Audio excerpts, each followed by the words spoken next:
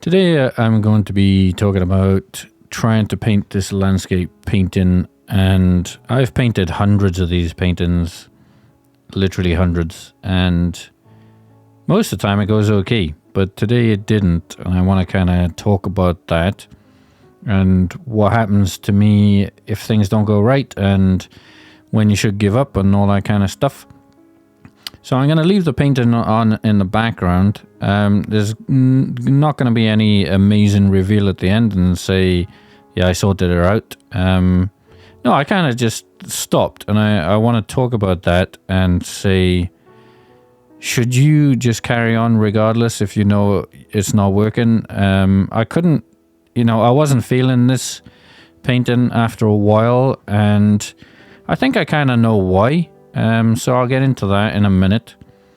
But I think the lesson here is I spent 30 minutes getting to the point that you're going to see at the end in about 10 minutes. But really, I'm quite happy to ditch things, and it's a learning experience. I think I was getting a bit too cocky. I had a bunch of fairly successful landscape paintings. I'll throw a bunch on the screen maybe now, and you can decide if they're okay. I think they're okay, but this one was heading in the wrong direction. And actually the reference photo, which I'll shove up here too, I looked at it and I thought that's not too bad. And looking back, I think actually that's really complicated and deserved to be broken down very slowly. I smashed into this one without thinking about it, which was the problem. I find landscape paintings are a bit like a puzzle. You have to look at them and you gotta think, oh, okay, I'm gonna tackle that like that. So you gotta break it down into steps and all that kind of stuff. I usually just do that in my head quickly and then get on with it because I've done it so many times. But when I pick something that's a bit too complicated or different in any way, then my process doesn't work either. But I still carry on trying to do it because it's worked for me so many times, and it's like, it's going to work again, surely. And this time it did not. And there's a few reasons. Is one, I'm painting on my Cintiq tablet right now in Photoshop, and I usually use my iPad and Procreate. So there's a bunch of tools that I use in Procreate that are not in Photoshop. That's just a bad excuse for what went wrong, really. That's not really a good excuse. But I needed to slow down because the tools I use in Procreate, I've done a lot. And in Photoshop, I don't use Photoshop that often. I did in the past. I used to use it all the time. But I haven't kind of done a landscape paint in it for several months now, so I should have slowed down. I should have, I probably should have done a couple of practice simple ones.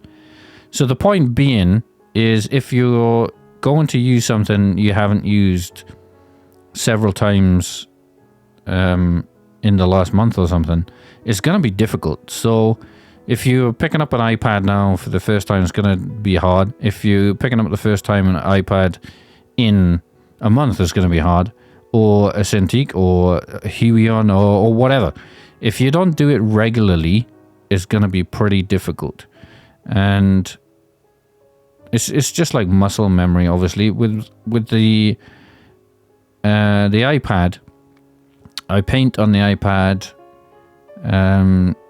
like 3 or 4 times a week for like an hour or something. So that's quite a lot. And it's so much that I don't really forget anything, and everything kind of flows. Now, don't get me wrong. I should point out that this was probably a hard painting to do, regardless of what medium I used and how familiar I was with it. So why I thought I could pull this off on Photoshop on my Cintiq that I haven't used for months is beyond me. It's just clearly that wasn't going to go well. No, and I was thinking about deleting this video and just like, okay, stick it in the bin. Not everything goes well. It's not a big deal. But I thought if anybody can get any value out of, relating to me that it doesn't always go well, and that's okay. It doesn't really matter that a painting fails. I mean, it's not it's not an exam. Nobody's going to pass or fail you. It doesn't matter. It doesn't actually make any difference whatsoever. I mean, it sucks when you're doing it. You think, oh my God, you just wasted half an hour, or whatever, or several hours if you wanted to paint for a long time. But I don't really see it like that. You know, there's lots of hobbies and other things you do for hours that have no end value anyway. So I still kind of enjoyed it while I was painting. It was getting a little bit frustrating, to be honest. Fairly quickly, I realized this is probably beyond what I'm trying to do. And that's kind of another point I'm trying to make here, is we all have a skill level. Doesn't matter how good or bad, you know, relatively. I mean, let me rephrase that. It doesn't matter where you are in the painting, you know, spectrum, journey, whatever. There's still something beyond you, always. And I picked something beyond me, which is good, but probably be a little bit too much beyond me. So you want to pick something beyond you, which is 10% or something, right? You don't want to pick something that's 80% beyond you, because you're not going to be able to do it. So I reached too far and failed, but that's okay. What that is going to teach me, though, is, right, I go and paint. Maybe I'll paint in an hour now. I generally try not to do that, because if you've had a fail, from my experience, I generally follow that up with a fail. I'm not sure why. Maybe I'm trying too hard. But yeah, I know that I follow up with fails. And that's just because it's happened pretty much every time. It's very rare. I'm not even sure it's ever happened that I've taken like a bit of a disaster and thought, oh, okay, I'll just try again. Even with a different approach, and it still didn't work. And I mean, I think, you know, ultimately you got to realize that this painting, or painting this reference, is too hard for me right now, given this circumstance. So I could swap back to my iPad. I'd probably have a better idea of what to do. And now that I've kind of failed with it, I'd probably approach it different. But I tell you what, though, I realize that this reference painting is too hard for me right now.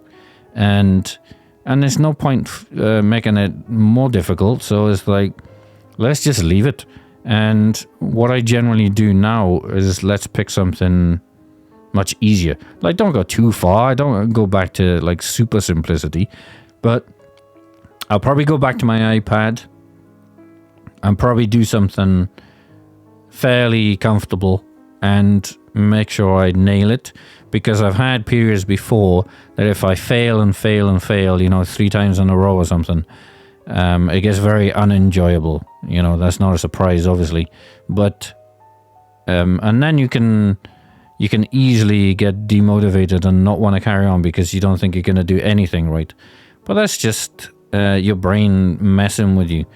Like, go back to basics and go back to what you're comfortable with. Go back to what you know you can do well. Get a couple of wins and then start pushing yourself again. So I've really got to just, you know, forget this.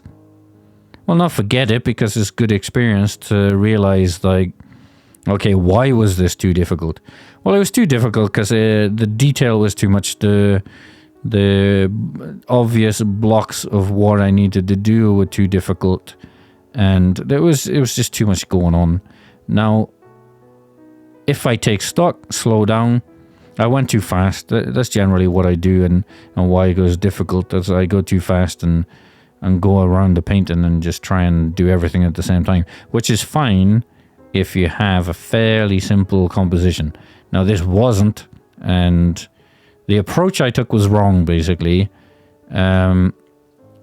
I have a few approaches that I take to landscape painting. It's not many, and usually my main one works. But for this painting, it didn't. It really didn't. So I think for something this complicated, you'd probably need a different approach. And probably what I would do in basic terms is I'd probably paint small parts of it correctly, bit by bit, rather than trying to do generic everywhere, which is generally what I do. Although there's an even simpler way, is don't paint things this complicated, because complication doesn't mean a better painting. It certainly doesn't. Usually simpler paintings are nicer and work better anyway. Pushing yourself is actually not about how complicated the painting is or the reference is. It's about how can you make a simple painting look nice, and that's generally quite difficult. So yeah, I guess I didn't really think what I was doing here. What threw me off was I was concentrating on using my different tablet, the Cintiq, which I don't use very often. So I think I was more concentrating on how do I set that up, how do I use it, because I haven't used it for a while.